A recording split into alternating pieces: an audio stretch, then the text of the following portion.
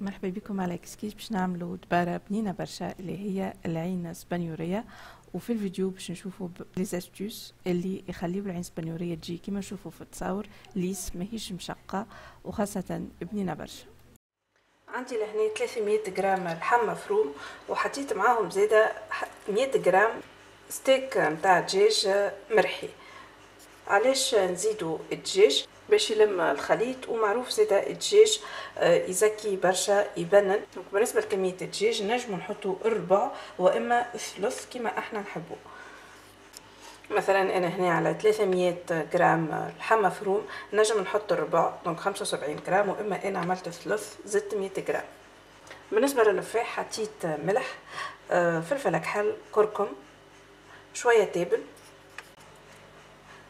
نعناع شايح وهريسة عربي، ونجمو زيدا نزيدو فلفل زينة، وتوا نزيد رشة من البصل والمعدنوس. بالطبيعة ماذا بينا ما نكثروش باش اللون متاع اللحم ما يتبدلش. كان باش نحطو برشا معدنوس بالطبيعة باش يولي اللون العين السبانيورية عاتي على الأخضرية. زدت لهنا زوز توابع جبن، دونك معروف هو الجبن توابع يبنن برشا، وزادا كيف كيف هو من ليزاستوس اللي تخلي العين السبانيورية تجي طرية وما تترشقش. اللم اللحم بالكدا مع لفاح ومع بقية المكونات، دونك ما نستغربوش من الزياده نتاع الجبن دوره هو باش يزيد يطري اللحم ويعطي بنة وقوة سبيسيال من بعد في العين السبانيورية، وما يبداش ظاهر والا طاغي المطعم نتاع الجبن، بالعكس يزيد يبنن عين سبانيورية على الاخر. في المرحله هذه كيما نشوفوا هكا يدي اللحم شايح برشا، دونك يلزم نزيد له الزيت. دونك هذاك علاش باش نحط توا 4 مغارف زيت، اما مش زيت هكا، 4 مغارف زيت ومعاهم 2 مغارف كبار ماء. وتوا نبدا نلم اللحم بالكدا باش يتخلط فيه الزيت والماء، وهذه استوس مهمه ياسر كيف باش من بعد تجينا عين سبانيورية يبدا كامل وما يبداش مطرشق، وخاصه تبدا طريه وبنينه. نلم بالكدا حتى لين يولي عندي اللحم متجانس. كان فم هكا سلوك هذوما سلوك البيض نتاع الدجاج بالطبيعه نحيوهم. نجمو احنا ديريكت نطرحو العين السبانيورية ونحطوها طيب، اما بالنسبه لي انا نفضل نخليها ساعه ترتاح باش اللحم يشرب لفاح بالكدا. صمت 4 كعبات عظم. احنا العظم في العين السبانيورية نحطوه بالطريقه هذه. اذا كان نحبوا نتحصلوا على نتيجه مثاليه، معناها ما يبداش واحد من الطروف اللي باش نقصوهم يبدا فيه الفراغ هذا نتاع العظم، نجمو الطرف هذا اللي هو ماهوش مستوي نقصوه هكايا باش كعبات العظم ما يبداش بيناتهم فراغ في الوسط. هي ماهيش حاجه لازمه، هي حاجه اختياريه اللي يحب يعملها باش ما تبدا طروف من بعد كيف يتقصوا طروف العين السبانيورية يبداو كلهم معبيين كيف بالعظم.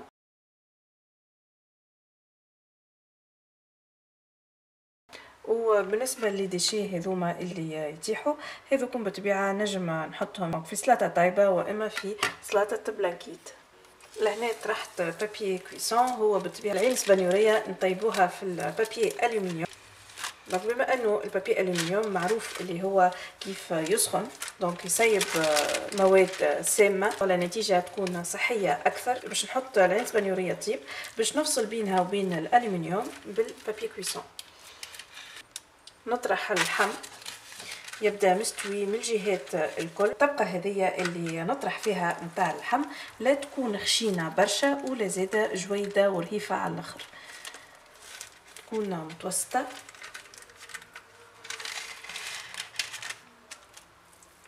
كما تشوفوا توا اللحم وانا نمس فيه ما يلصقش في اليد، بما انه بالطبيعه فما الزيت ومعاه زاده كيف الماء. توا نبدا نستف كعبات العظم، بعدهم بالطبيعه على الجنب من هنا.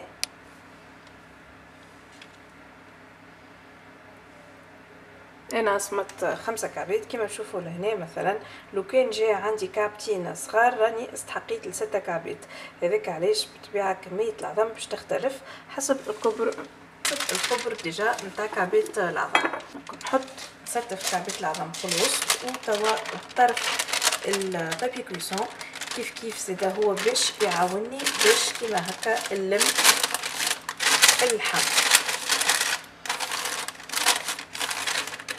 توا نبدا نلف، نرد بالي باش نتحصل على بودان يكون مستوي كيما هكا مستوي، ونكمل اللف.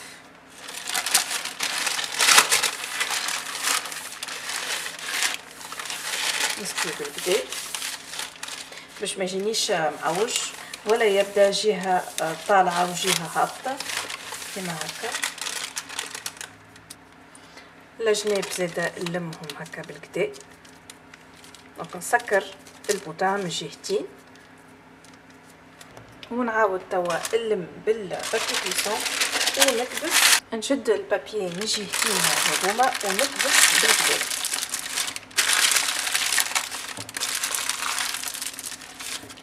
واخر حاجه توا نلف البودان في البابي الومنيوم ونحطو تيب.